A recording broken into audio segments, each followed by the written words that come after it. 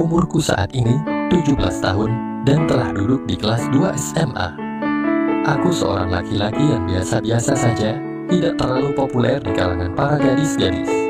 Aku mempunyai keinginan yang cukup tinggi, entah apapun itu keinginanku. Akun anak pertama dari keluargaku, adikku bernama Sonya, baru saja lahir 5 bulan yang lalu, dan masih dalam tahap rutin dikasih susu oleh ibuku. Kadang tak sengaja, aku berpapasan ketika ibuku yang sedang asik sama adikku yang masih bayi. Ibuku bernama Tari, masih berumur 34 tahun, karena ibuku menikah muda di saat umurnya masih 17 tahun. Sedangkan ayahku saat ini berusia 45 tahun, beda 11 tahun dengan usia ibuku. Dan ayah sedang sibuk-sibuknya dengan proyeknya, sehingga kadang pulang larut malam, atau bahkan tidak pulang karena ada kerjaan di luar kota. Awalnya aku sih biasa-biasa saja, tidak ada pikiran aneh sedikit pun di otakku ini. Hari demi hari aku semakin aneh saja, entah faktor apa. Mungkin karena aku sering main komputer. Awalnya ibu tidak ada kecurigaan apapun terhadapku, tapi lama-kelamaan ibu mulai risih denganku. "Sayang, kenapa sih lihatin mama terus?" Gak ada kok, Man," kataku gagap. "Beneran, tapi kok liatin mama terus ya? Cemburu ya sama adik Nul?" kata mama sambil tertawa. "Maksud mama apa sih? Aku pura-pura bego, kalau mau, bikin aja tuh di dapur," canda mamaku. "Ah, mama bercanda nih," kataku pura-pura ngandek. Mama hanya tertawa ngakak. "Kamu sih, lagian ngapain kamu liatin mama dan adikmu lagi ini?" tanya mama lagi. "Gak ada apa-apa kok, Ma," jawabku yang masih agak ragu pada mama. Iya deh, kalau mau lihat adik bayimu lihat saja, lucu loh," kata mama. "Tapi ingat ya, gak boleh aneh-aneh," ujar mama lagi dan akhirnya membiarkan saja. Waktu itu tidak berlangsung terlalu lama, adikku akhirnya tertidur. "Sudah ya sayang, adikmu sudah tidur nih," kata mama sambil beranjak pergi. Aku cukup kecewa karenanya, tapi mama cuek saja dan bangkit dari tempat duduknya. Sepertinya mama ingin mengantarkan adikku yang bayi keranjang di kamarnya. Aku iseng mengikutinya ke kamar. Setelah di kamar mama meletakkan adik bayi. Mama heran, karena tahu-tahu aku juga masuk ke kamar. "Sayang, ada apa?" tanya mama. "Gak ada apa-apa kok, Ma," kataku sambil memandang ke arah adik bayi itu. "Gak ada kok, Ma, cuma mau lihat Sonya aja. Dia cantik dan imut ya, Ma," kataku mengalihkan perhatian. "Iya dong, mamanya kan juga cantik. Iya kan sayang?" kata mama bercanda. "Hei, iya Ma, mama yang paling cantik dan baik di rumah ini," kataku membalasnya. Mamaku tertawa kecil, sungguh tertawa yang renyah dan menyenangkan mendengarnya. Mamaku menyadari bahwa aku sedang berpikir aneh. "Kamu ini, emang kamu ngapain sih?" Hai, kataku gelagapan. "Dasar, mama tahu kok usia seperti kamu ini," kata mama. "Tumben kamu tidak bermain komputer lagi." Aku terkejut bukan main. Ternyata mama tahu aku sering main komputer. Dan juga, kalau habis bermain komputer, tolong dimatiin ya, biar gak boros listriknya, sambung mamaku lagi, yang semakin membuat aku terkejut. Aku sadar kalau kadang aku lupa mematikan komputer. Aduh, malu bukan main kalau gini. Iya Ma, sorry ya Ma, tapi gak apa-apa kan Ma, kalau aku bawa komputer mama ke kamarku. Iya, normal kok seusiamu, tapi jangan main game mulu ya, kata mamaku sambil pergi ke dapur dan tertawa penuh arti. Akhirnya aku pergi ke kamarku, karena jenuh aku pun menyalakan komputer mama. Singkat cerita, malam harinya, "Sayang, makan malam," kata mamaku di depan pintu kamarku. Aku sempat terkejut karenanya, sebab saat itu aku lagi itu. "Hayo, lagi ngapain kamu tuh?" tanya mama. Iya Ma, main game toh," jawabku gagap. "Masak sih main game," kata mama tidak percaya. "Hayo makan dulu, nanti sambung lagi. Kamu jangan keseringan begitu," kata mama lagi. Lalu aku pun segera berusaha bangkit. "Emang kamu main game apaan sih sayang?" "Gaminya bagus," goda mama sambil tertawa. Iya Man, bagus banget." "Kamu suka game begituan?" "Ya udah, ayo makan dulu," ajak mamaku lagi. Lalu kami pun makan malam berdua saja. Setelah makan malam, kami habiskan waktu untuk menonton TV. Mama saat itu berpakaian baju tidur dengan kemeja dan celana panjang. Rio, kamu nih kenapa sih sayang? Mak nonton TV sama mama. Anya mama. Iya mak, boleh? Jawabku semangat. Iya, si Duda. Dasar anak mama satu ini. Mak, Rio boleh minta sesuatu ke mama gak? Sesuatu apa sayang? Coba tebak, aku minta apa mak? Masak mama gak paham sih? Ya mama bingung lah, kalau gak dikasih tahu. Emangnya mama tahu isi pikiran kamu? Kata mama tertawa. Bilang aja Rio, minta apa ke mama? Nanti kalau mama bisa, pasti mama kasih kok. Mah, minta. Cepetan bilang dong sayang, bikin penasaran mama aja nih. Sudah sayang, dasar kamu ini, terus mau ngapain lagi? Tanya mama sambil tersenyum. Mah, boleh gak mama, pintaku kali ini? Katanya mau ngasih hadiah, masak mama gak paham sih? Hadiah apa sayang? Kok gitu sih sama mama sendiri? Tanya mamaku ngeledek. Mama jahat, dari tadi ngeledekin Rio mulu. Aku pura-pura marah dan cemberut. Emang mau hadiah apa sih kamu? Iya deh, boleh kok saya. Tapi ingat, gak boleh gerusa-gerusu. Mau gak nih? Hadiah dari mama. Maulah ma, mau banget. Tentu saja aku mau sekali ma. Itu memang yang aku impikan ma.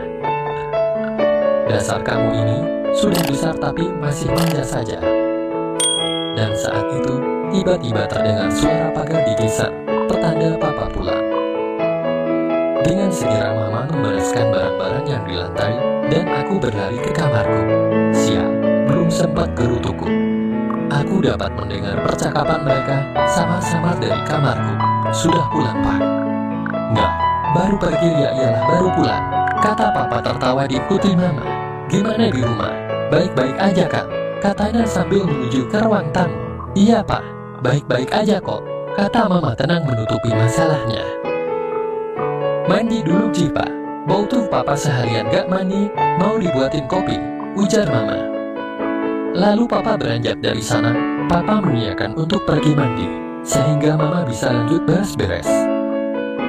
Mama ketuk pintu kamarku, lalu aku segera membukanya. Rupanya mama mengantarkan barangku yang ketinggalan. Nih barang kamu ketinggalan. Untung saja papamu tadi gak lihat.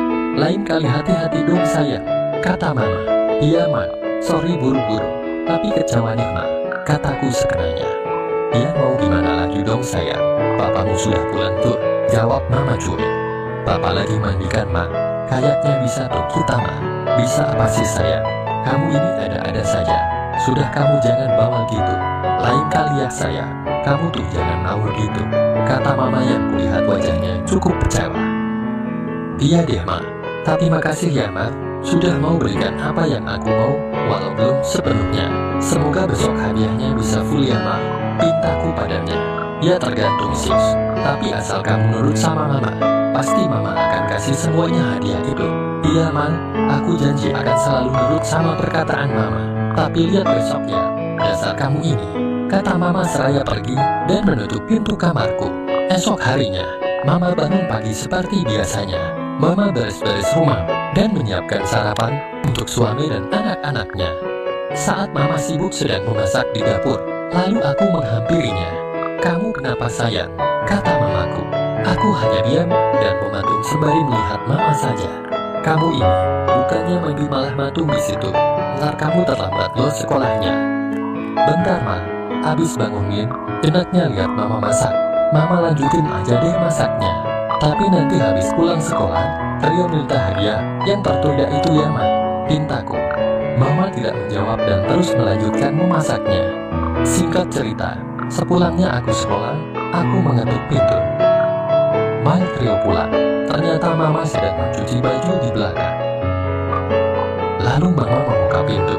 Lama amat sih ma, kataku sambil masuk dan melepas sepatuku. Iya maaf sayang, mama lagi nyuci di belakang, tumben kamu cepat pulang. Biasanya keluyuran dulu, ucap mama. Ya kan Rio mau tagih hadiah dari mama, jawabku cengengesan. Ih dasar kamu, emang hadiah apa sih? Ya udah letakkan tas kamu dulu ke kamar, mama tunggu di belakang ya, ucap mama sambil menuju kamar mandi belakang, yang mana juga tempat untuk mencuci pakaian. Lalu setelah mama selesai cuci baju dan menjemurnya, dia menuju kamarnya. Setelah beberapa saat mama kembali menghampiriku sambil membawa sepiring makanan untukku. "Nih, kamu makan dulu, biar kamu gak sakit dan bisa kuat," kata mama. "Hai, iya Ma," jawabku dan segera makan dengan lahap. Memang anak mama ini kalau punya keinginan pasti gak sabaran ya. Lalu setelah selesai makan, aku langsung menagih janji hadiah itu dari mama. "Ma, jadi kan sekarang aku dapat hadiahnya. Hadiah apa lagi sih?" kata mama sambil tersenyum penuh arti. Lalu aku duduk di pinggiran tempat tidur sambil tuh perhatikan mama. "Sini sayang, kamu pijitin mama dulu ya.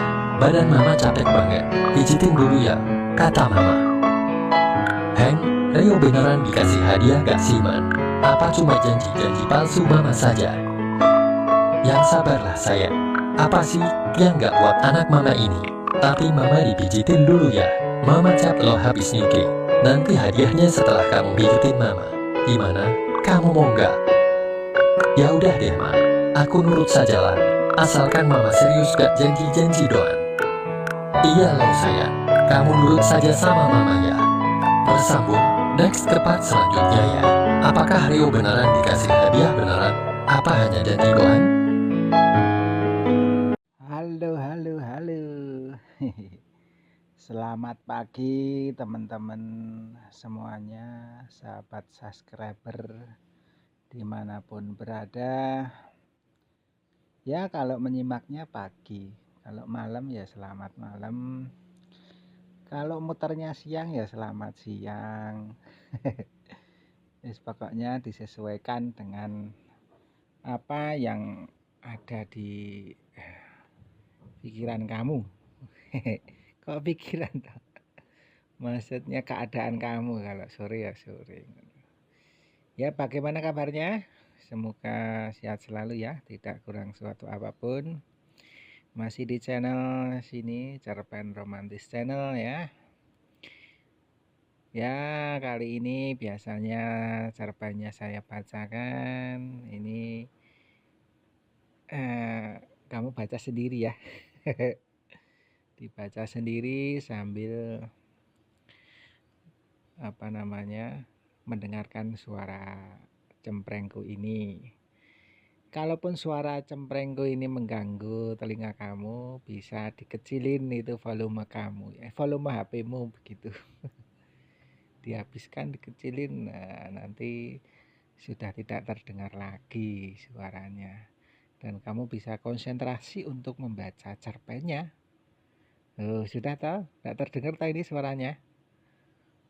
Oh, serak krungu. Sudah tak terdengar lagi toh? Iya. Ya, di kesempatan kali ini kita akan membahas masalah apa?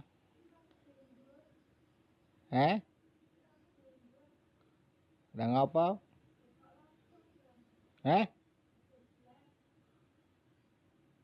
Tapi ye, lagi ngerekam iki. Ya, itu tadi ada istri saya yang katanya kejebles. Kejebles kenapa? Nggak tahu, lagi masak ini. Ya. Itu tadi ya, kita akan bicara masalah jodoh ya.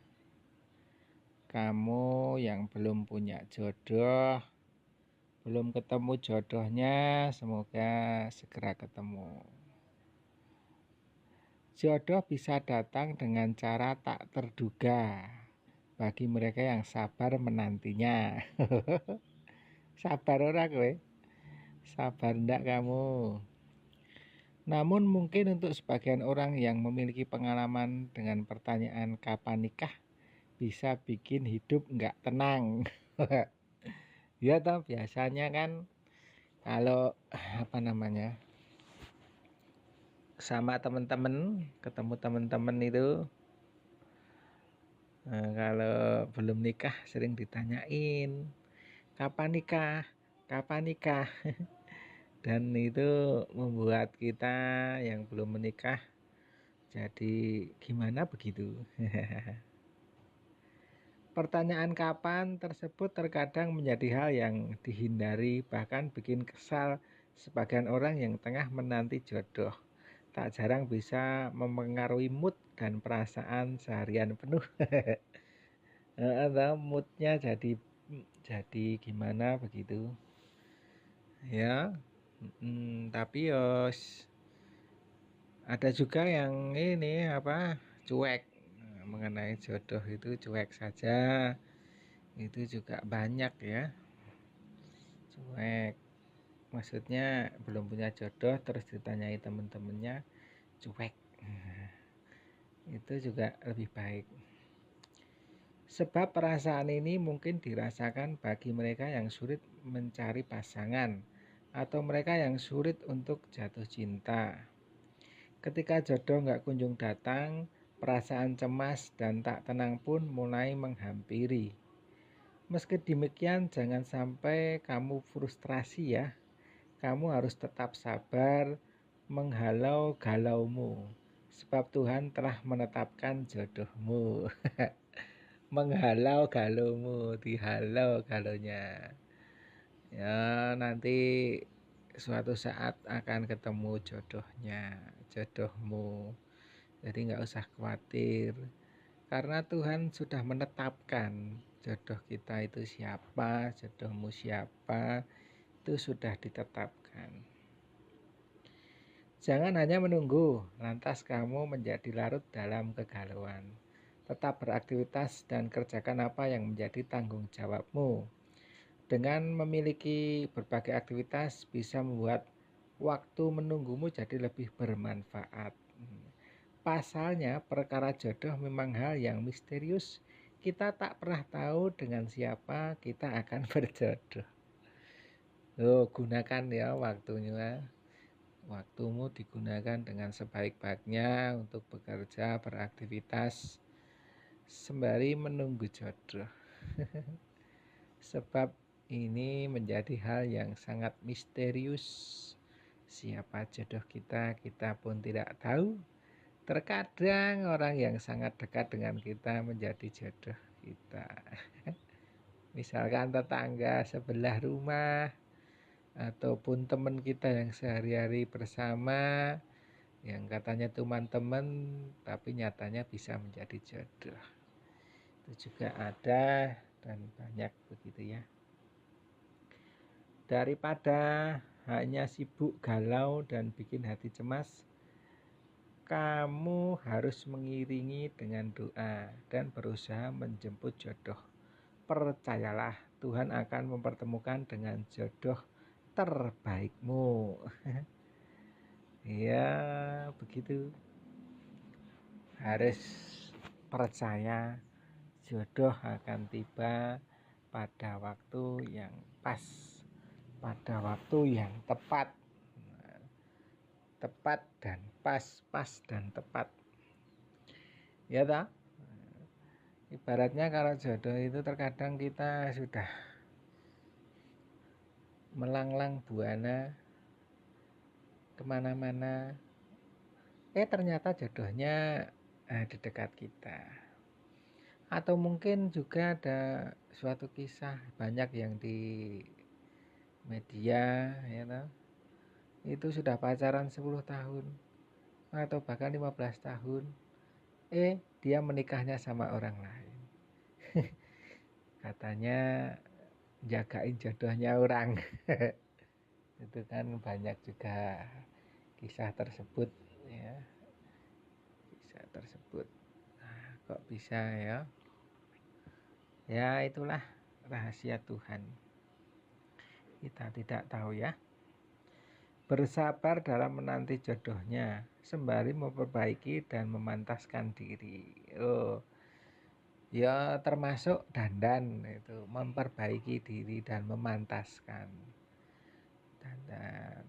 Ya merawat diri pribadi atau apa namanya lah. Itu tentang jodoh, ada yang sudah dipertemukan, ada yang masih mencari, ada yang masih menanti. Semua memiliki waktunya masing-masing.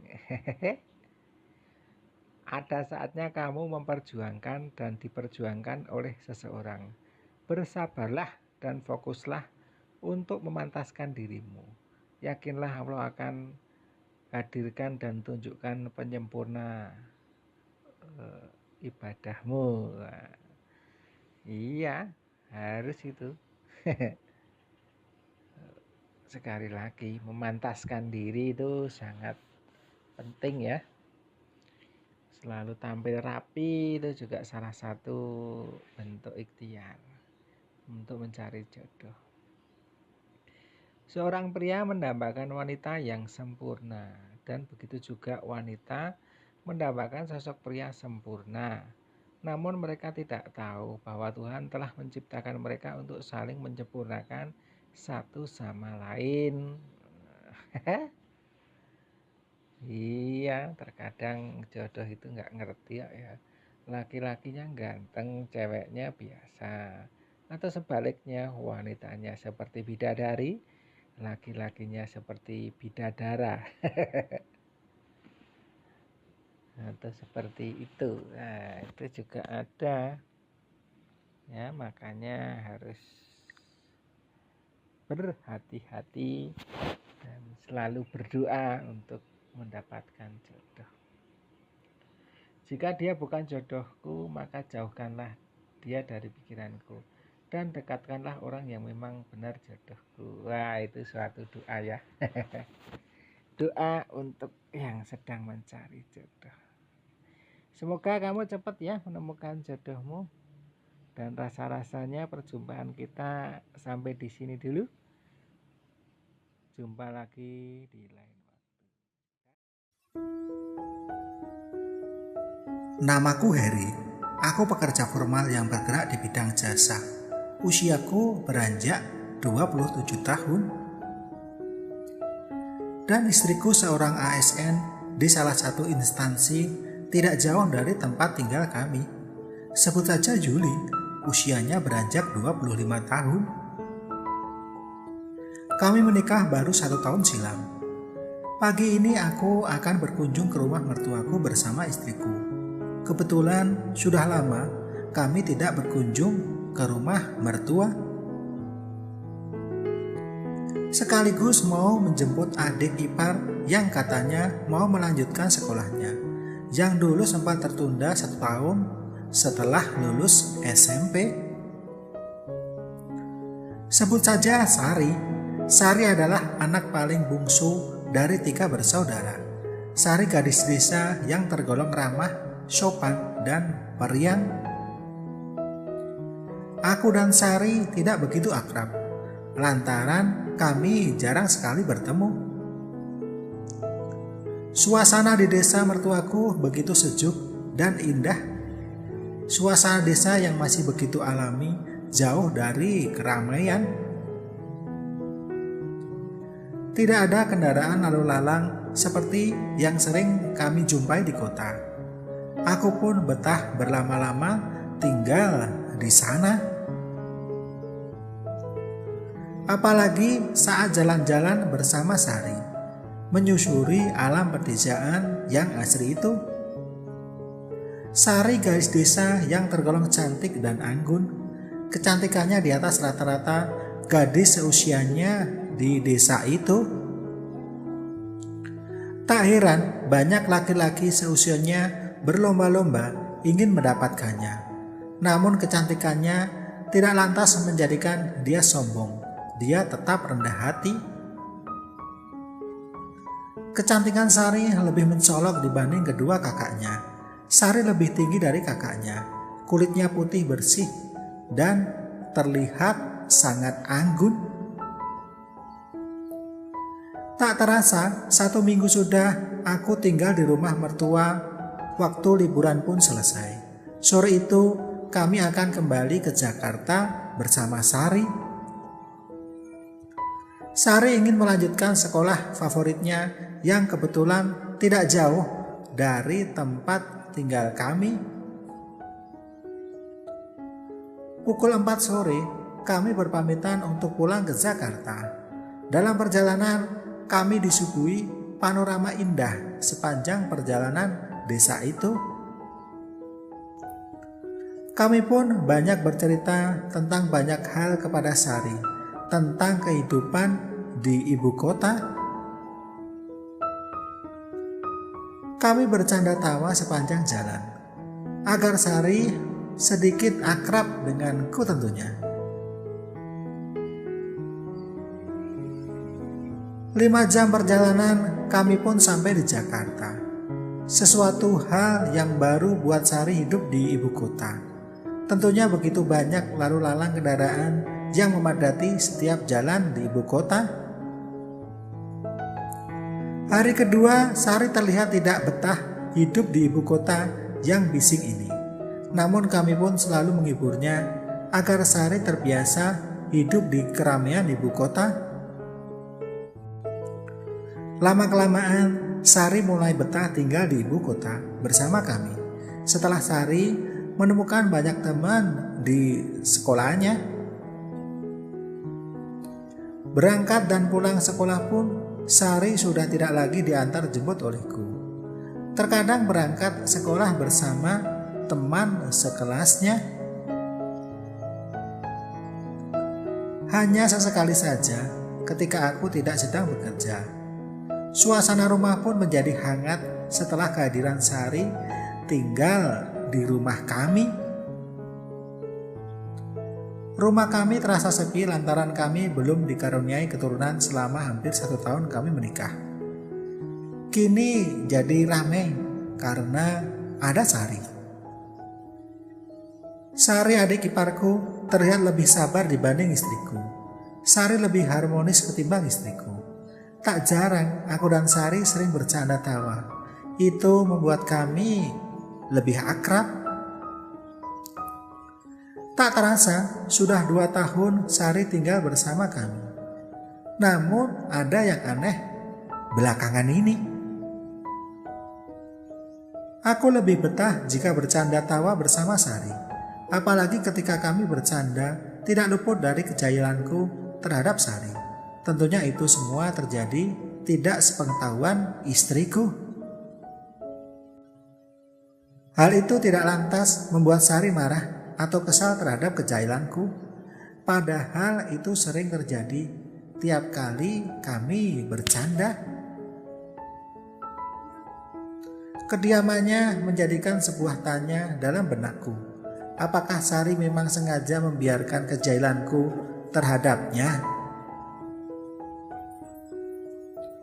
Aku dan Sari memang tidak memperdulikan hal itu terjadi, lantaran aku adalah kakak iparnya sendiri. Hal itu membuat pikiran kotorku muncul. Namun aku berusaha untuk tidak melakukan kejailan yang lebih dalam kepadanya. Dengan berjalannya waktu, kami selalu bercanda tawa ketika bersama di rumah. Namun candaanku tidak membuat istriku marah, lantaran sudah terbiasa kalau kita bersama. Namun lain cerita ketika candaanku pada Sari kalau tidak ada istriku. Hal itulah menjadikan Sari tak canggung lagi kepada aku. Seolah tak ada jarak layaknya kakak dan adik ipar. Sari pun lebih berani duduk di pangkuanku ketika aku sedang sendiri menonton acara televisi. Padahal Sari bukanlah anak kecil lagi. Kini Sari sudah kelas 3 SMA. Aku yakin Sari sudah mengerti hal itu. Seolah-olah Sari sengaja melakukan hal itu untuk memancingku. Tak hayal ada benda keras yang ia duduki. Namun itu tidak lantas membuat Sari pindah dari duduknya. Aku pun membiarkan benda yang Sari duduki. Namun semua itu menjadi suasanaku tak lagi konsen terhadap acara televisi yang aku tonton. Serba bingung aku dibuatnya. Di sisi lain, aku takut jika nanti Sari ngomong sama istriku, jika saat itu aku berlebihan padanya. Hari ini hari Minggu, yang mana istriku ada banyak acara kegiatan bersama teman kerjanya. Semalam istriku meminta untuk aku mengantar ke tempat teman kerjanya. Pagi pukul 8.30, aku mengantarkan istriku ke tempat teman kerjanya. Di situ sudah ada beberapa orang yang juga baru sampai di tempat acara teman kerjanya. Karena itu adalah acara teman sejawatnya, aku pun langsung pulang setelah mengantar istri. 30 menit perjalanan, aku pun sampai di rumah. Setelah itu, mobil aku masukkan kembali ke garasi. Lalu aku masuk dalam rumah melalui pintu samping dekat garasi. Terlihat Sari sedang asik menonton acara televisi kesayangannya. Aku pun mendekati dan duduk di sampingnya. Lama aku pandangi Sari yang masih mengenakan piyama tipis berwarna putih. Tak sadar, Sari sudah menoleh ke arahku sambil keheranan. "Lagi ngeliatin apa sih, Mas?" Sari bertanya padaku. Dengan gugup aku menjawab, "Gak ada apa-apa kok, Dek." Ayo liatin apa?" Sari kembali bertanya. Lalu kami kembali bercanda tawa, tak lepas dari kejailanku. Berawal dari kejailanku, akhirnya aku dan Sari melakukan hal itu. Entah apa yang merasuki kami, hingga kami saling berani mengambil resiko dengan melakukan hal yang semestinya tidak kami lakukan. Entah kenapa, Sari pun mau melakukan itu tanpa paksaan dariku. Cinta telah membutakan mata kami berdua.